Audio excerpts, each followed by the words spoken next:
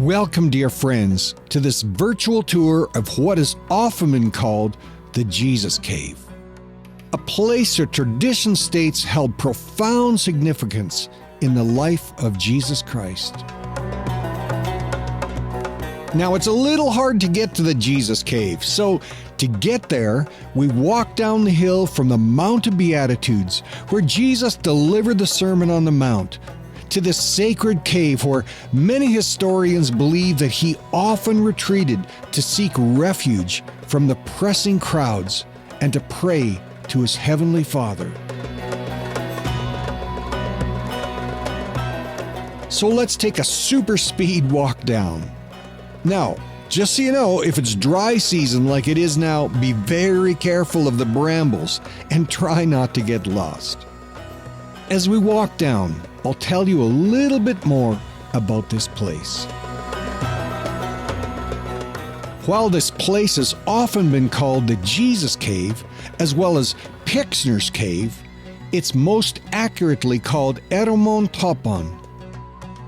In the 4th century, the early Christian pilgrim Egeria wrote about a tradition passed down by the Jewish Christians of Capernaum. She spoke of a cave nestled in the hillside at the 7 Springs near Tabgha, which was believed to be the very place upon which the Lord ascended when he taught the Beatitudes.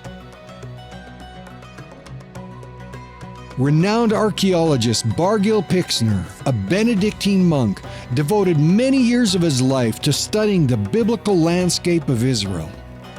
His extensive research played a crucial role in unveiling the significance of the Jesus Cave.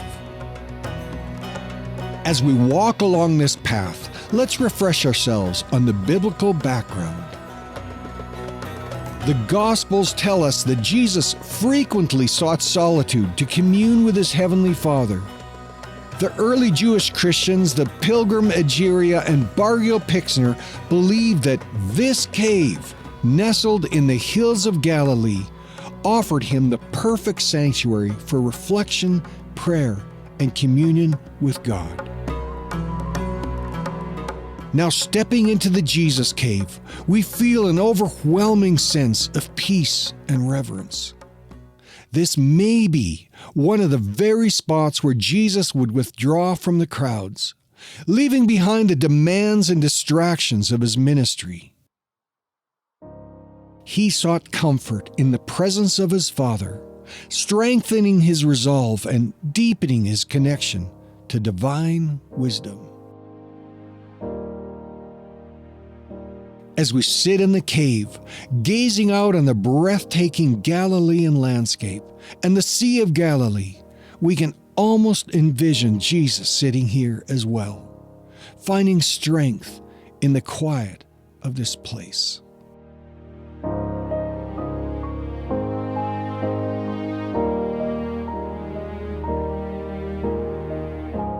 Thank you for joining us on this very short but meaningful virtual tour. Remember, wherever you may be, you can find your own version of the Jesus Cave, a sacred space where you can encounter God's peace, his guidance, his love, his comfort. Until next time, may you be blessed on your own spiritual journey, and may you also find your own Eremon Topon.